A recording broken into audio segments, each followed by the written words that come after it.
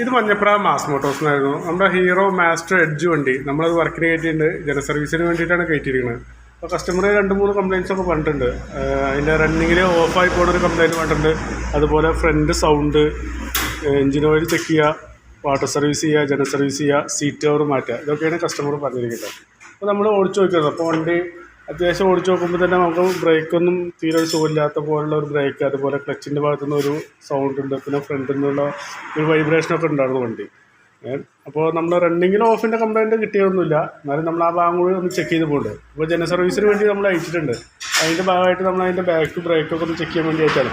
നമുക്ക് ബാക്കിലെ ബ്രേക്ക് നോക്കുമ്പോൾ ഒരു ചതഞ്ഞ ബ്രേക്ക് പോലെയാണ് നമുക്ക് കിട്ടിയിരുന്നത്. ചതഞ്ഞ ബ്രേക്ക് പറഞ്ഞാൽ ഒന്നും മെയിൻ കാരണം അതിൻ്റെ കിടക്കുന്ന brake shoe company brake shoe ഒന്നുമല്ല, ഏതൊരു കുറഞ്ഞ ബ്രാൻഡ് ബ്രേക്ക് ഷൂ ആണ് കിടക്കുന്നത്. അപ്പോൾ നമുക്ക് അതിൻ്റെ ബ്രേക്ക് ഷൂ മാറ്റണം.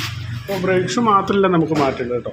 ബ്രേക്ക് ഷൂ മാറ്റുമ്പോൾ ഈ ഷാഫ്റ്റിൻ്റെ ബാരിങ്ങിനും അത്യാവശ്യം നല്ല രീതിയിൽ പ്ലേ വന്നു തുടങ്ങിയിട്ടുണ്ട്. അത്യാവശ്യം പറഞ്ഞാൽ നല്ല രീതിയിൽ പ്ലേ വന്നു തുടങ്ങിയിട്ടുണ്ട്. അപ്പോൾ നമുക്ക് ഈ ഷാഫ്റ്റിൻ്റെ ബാരിങ് മാറ്റണം. നമുക്ക് ഈ ഷാഫ്റ്റിൻ്റെ ബാരിങ് മാറ്റുക എന്ന് പറഞ്ഞു കഴിഞ്ഞാൽ അത് ഗിയർ ബോക്സിൻ്റെ ഉള്ളിൽ വരുന്ന ബാരിങ്ങാണ്. അപ്പോൾ ഗിയർ ബോക്സിൻ്റെ ഭാഗം അഴിച്ചിട്ട് വേണം അത് ചെയ്യണമെങ്കിൽ. അപ്പോൾ ഗിയർ ബോക്സ് അഴിച്ച് കഴിഞ്ഞാൽ നമുക്ക് അതിൻ്റെ ആ ബാരിങ് മാറ്റണം. അതിൻ്റെ ഓയിൽ സീൽ, പിന്നെ അതിൽ ഗിയർ ഓയിൽ വരും, അത് മാറ്റണം. അത് മാറ്റിക്കഴിഞ്ഞാലാണ് ആ ബ്രേക്കിൻ്റെ കേസ് ക്ലിയർ ആവുള്ളൂ. ആ ബ്രേക്ക് ഷൂ മാറ്റിയിട്ട് കഴിഞ്ഞാലാണ് ബ്രേക്കിൻ്റെ കേസ് ക്ലിയർ ആയിട്ട് വരുള്ളൂ കേട്ടോ.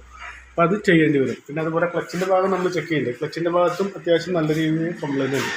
ക്ലച്ചിൻ്റെ ഭാഗത്ത് ഇവിടുത്തെ ഈ ഒരു ഓയിൽ സീൽ ലീക്ക് ഉണ്ട്, അത്യാവശ്യം നല്ല രീതിയിൽ ലീക്ക് ഉണ്ട്. ഇത് മാത്രമല്ല, നമ്മൾ സെൽഫ് അടിക്കുമ്പോൾ ചെറിയൊരു സൗണ്ട് വേരിയേഷൻ ഉണ്ട്. അത് ഈ ക്രാങ്ക് ഔട്ടായിട്ടാണ്. തൽക്കാലം നമ്മൾ ചെറുതായിട്ട് പുറമേ നിന്ന് അലൈൻമെൻറ്റ് ചെയ്തിടാം. അത് പൂർണ്ണമായിട്ട് മാറണമെന്നുണ്ടെങ്കിൽ അത് നമുക്ക് എഞ്ചിൻ അയച്ച് ചെയ്താലാണ് ക്ലിയർ ആവുള്ളൂ. പക്ഷേ ഇപ്പം നമ്മൾ വേറെ ഒന്നും ചെയ്യും. പുറമേ നിന്ന് ചെറുതായിട്ടൊന്ന് ചെറിയൊരു സൗണ്ട് സ്റ്റാർട്ടിംഗ് ആണ്, എന്നാലും കാര്യമായിട്ട് സൗണ്ടൊന്നുമില്ല. അതാണ് ആ ഓയിൽ സീൽ പോകാനുള്ള ഒരു കാരണം കേട്ടോ. തൽക്കാലം പുറമേ നിന്ന് ചെയ്തിടാം. എന്നിട്ട് ആ ഓയിൽ സീൽ മാറ്റി ക്ലിയർ ആക്കിയിടാം. പിന്നെ അതിൻ്റെ വേറൊരു കംപ്ലയിൻറ്റ്സ് പറഞ്ഞു കഴിഞ്ഞാൽ അതിൻ്റെ വേരിയേറ്റർ ബോഡി, വണ്ടിയുടെ ക്ലച്ചിൻ്റെ ഉള്ളിലൊക്കെ നല്ല വൈബ്രേഷൻ ഉണ്ടായിരുന്നു. ഈ വേരിയേറ്റർ ബോഡിയാണ് ഇതൊക്കെ. ഈ ബുഷും വേരിയേറ്റർ ബോഡി അത്യാവശ്യം നല്ല രീതിയിൽ പ്ലേ വന്ന് തുടങ്ങിയിട്ടുണ്ട്. അതിൻ്റെ അങ്ങനെ പ്ലേ വന്ന് ഓടിയിട്ട് അതിൻ്റെ തുരുമ്പിൻ്റെ ഒക്കെ ഒരു അംശമാണ് ഇത് കാണുന്നത്. അപ്പോൾ നമുക്ക് ഈ വേരിയേറ്റർ ബോഡി ഈ റോളർ വെയിറ്റ് മാറ്റിയിട്ട് വേണം അത് ക്ലിയർ ചെയ്യാം. പിന്നെ അതുപോലെ ഈ പീസ് സ്ലൈഡ് പറയുക, അതൊക്കെ അത്യാവശ്യം നല്ല രീതിയിൽ ലൂസാണ്, അതൊക്കെ മാറ്റണം. അതുപോലെ അതിൻ്റെ ബെൽറ്റിൻ്റെ കണ്ടീഷൻ തീരെ വളരെ മോശമാണ്. ബെൽറ്റിൻ്റെ കണ്ടീഷൻ നടക്കും. അത് ഈ ഓരോ ലെയർക്കൂടെ അത്യാവശ്യം നല്ല രീതിയിൽ പൊട്ടൽ കൊണ്ടുണ്ടായി. ഇനിയിപ്പോൾ ഇത് ഉപയോഗിച്ച് കഴിഞ്ഞാൽ ഏത് സമയത്തും ബെൽറ്റ് പൊട്ടിയിട്ട് വഴി കിടക്കട്ടോ. അപ്പോൾ ബെൽറ്റ് നമുക്ക് എന്തായാലും മാറ്റണം. അപ്പോൾ ക്ലച്ചിൻ്റെ ഉള്ളിൽ ആ വേരിയേറ്റർ ബോഡി, റോളർ, ഈ boss drive, belt, pieces slide പറയും. പിന്നെ ആ ഓയിൽ സീൽ മാറ്റിയിട്ട് വേണം ക്ലച്ചിൻ്റെ ഉള്ളിൽ നമുക്ക് ക്ലിയറാക്കി കയറ്റാം. പിന്നെ അതുപോലെ അതിൻ്റെ ക്ലച്ച് ഷൂ ഒന്നും വേറെ കുഴപ്പമൊന്നുമില്ല, അത് നമുക്ക് അതിനെ ഉപയോഗിക്കാം.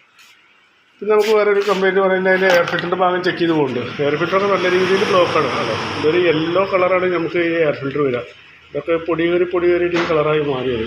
അപ്പോൾ നമുക്കിതിൻ്റെ എയർ ഫിൽറ്റർ മാറ്റിയിട്ട് സെറ്റ് ചെയ്യണം. പിന്നെ എഞ്ചിൻ്റെ ഭാഗത്ത് വേറെ കുഴപ്പമൊന്നുമില്ല. അതിൻ്റെ പിന്നെ ഈ ചോക്കിൻ്റെ കേബിളാണ്. ഈ ചോക്കിൻ്റെ കേബിൾ നല്ല രീതിയിൽ ടൈറ്റാണ്. അതൊരു കാരണമാണ് വണ്ടി ഇടയ്ക്ക് ഓഫായി പോകാട്ടോ. അപ്പോൾ ഈ ചോക്കിൻ്റെ കേബിൾ നമുക്ക് നല്ല രീതിയിൽ മാറ്റണം. അത് കണ്ടോ, നല്ല ടൈറ്റാണ് ചോക്കിൻ്റെ കേബിൾ. അപ്പോൾ ആ ചോക്കിൻ്റെ കേബിളൊന്ന് മാറ്റിയിട്ടൊന്ന് റീസെറ്റ് ചെയ്യണം. പിന്നെ അതുപോലെ ഫ്രണ്ടിലോട്ട് വന്നു കഴിഞ്ഞാൽ ഫ്രണ്ടിൽ നിന്ന് ഒരു സൗണ്ടൊക്കെ വേണ്ടോ. ഫ്രണ്ടിൻ്റെ വീൽ ബെയറിങ് പോയിട്ട് നല്ല രീതിയിൽ കുടുക്കം കാണിക്കുന്നുണ്ട്, അത്രയൊക്കെ ചേർന്ന് നല്ല രീതിയിൽ ഷേക്ക് കാണിക്കുന്നത്. അപ്പോൾ ഫ്രണ്ടിലെ വീൽ ബെയറിങ് മാറ്റണം. അതുപോലെ ഫ്രണ്ട് വീലൊക്കെ ഒന്ന് അയച്ച് ക്ലീൻ ചെയ്യാണ്ട്. ഞാൻ അപ്പോൾ ബാക്ക് വീൽ അയച്ചും കൊണ്ടാണ് ഫ്രണ്ട് വീൽ അയക്കട്ടെ. അത് കഴിഞ്ഞാൽ ഫ്രണ്ട് വീലൊക്കെ ഒന്ന് അയച്ച് റീസെറ്റ് ചെയ്യാറുണ്ട്. അപ്പോൾ ഫ്രണ്ടിലും വീൽ ബെയറിങ് മാറ്റിയിട്ട് വേണം റീസെറ്റ് ചെയ്യാം. പിന്നെ ഫ്രണ്ടിൽ വേറെ വൈബ്രേഷൻ സൗണ്ടൊക്കെ ഉണ്ട്. അതിൻ്റെ ഈ ഹാൻഡിൽ കവറൊക്കെ ഇവിടെയൊക്കെ പൊട്ടിയിട്ടൊക്കെ എക്സ്ട്രാ സ്ക്രൂ ഒക്കെ ചെയ്ത് വെച്ച് പിടിപ്പിച്ചിരിക്കുകയാണ്.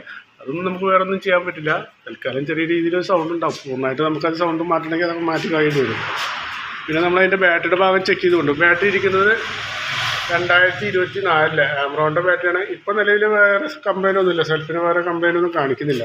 എന്നാലും ബാറ്ററിക്ക് വല്ല കംപ്ലയിൻ്റ് ഉണ്ടോയെന്നും കൂടി ചെക്ക് ചെയ്ത് പോയിട്ട് അതിൻ്റെ ബാറ്ററിയുടെ വോൾട്ട് ചെക്ക് ചെയ്ത് നോക്കുമ്പോൾ 13.15 ആ റേഞ്ച് വോൾട്ട് കിട്ടുന്നുണ്ട്. അത് ടെസ്റ്റിലേക്ക് കൊടുക്കുമ്പോൾ ഒരു 9.55 ആ റേഞ്ചിലോട്ട് വോൾട്ട് താഴോട്ട് വരുന്നുണ്ട്. നമുക്കൊരു 8 വോൾട്ടിന് താഴോട്ട് വന്നു കഴിഞ്ഞാലാണ് നമുക്ക് ആ ബാറ്ററി കംപ്ലയിൻ്റ് ആയിട്ട് കിടക്കും. അപ്പോൾ നിലവിൽ വേറെ കുഴപ്പമൊന്നുമില്ല, മാക്സിമം ഉപയോഗിക്കുക. സെൽഫിന് കൂടുതൽ എന്തെങ്കിലും പ്രശ്നം കാണിക്കുമ്പോൾ ചെയ്താൽ മതിയല്ലോ. പിന്നെ അതിൻ്റെ സെക്കൻഡറി ഫിൽറ്റർ അത് നല്ല രീതിയിൽ കംപ്ലയിൻ്റ് ആകും. നമുക്ക് ഇതും കൂടി ഒന്ന് മാറ്റി റീസെറ്റ് ചെയ്ത് വരുമല്ലോ. പിന്നെ പ്ലഗ് നമ്മൾ ചെക്ക് ചെയ്ത് നോക്കുമ്പോൾ എയർ ഫിൽറ്ററും പ്ലഗും കൂടി നമുക്ക് ഒരുമിച്ചാണ് മാറ്റേണ്ടത്. പക്ഷേ പ്ലഗ് നോക്കുമ്പോൾ പുതിയ പ്ലഗായിട്ടാണ് കാണുന്നത്. അപ്പോൾ പ്ലഗിന് വേറെ കംപ്ലയിൻ്റ് ഒന്നുമില്ല. അതുകൊണ്ട് നമ്മൾ പ്ലഗ് ഇപ്പോൾ മാറ്റുന്നില്ല, എയർ ഫിൽറ്റർ മാറ്റേണ്ടി വരും. അതൊന്ന് പ്ലഗ് ഒന്ന് ക്ലീൻ ചെയ്തിട്ടാൽ മതി. എഞ്ചിൻ ഓയിലിൻ്റെ ഭാഗം ചെക്ക് ചെയ്ത് നോക്കുമ്പോൾ എഞ്ചിൻ ഓയിൽ നമുക്കത് മാറ്റാറായിട്ടുണ്ടായിരുന്നു. അപ്പോൾ എഞ്ചിൻ ഓയിലും കൂടി മാറാം കേട്ടോ. പിന്നെ സീറ്റ് കവറാണ് മാറ്റുന്നത്. അപ്പോൾ ഞാനിപ്പോൾ ഇതെല്ലാം കൂടി നോക്കിയുള്ളൊരു എസ്റ്റിമേറ്റ് പറയാം. അതിലിപ്പോൾ നമുക്ക് മെയിനായിട്ട് ചെയ്യേണ്ട വർക്കുകൾ ആ ഗിയർ ബോക്സിൻ്റെ ഉള്ളിൽ ആ ബെയറിങ്, അതിൻ്റെ ഓയിൽ സീൽ, ഓയിൽ മാറ്റേണ്ടി വരും. ബാക്കിലെ ബ്രേക്സ് മാറേണ്ടി വരും.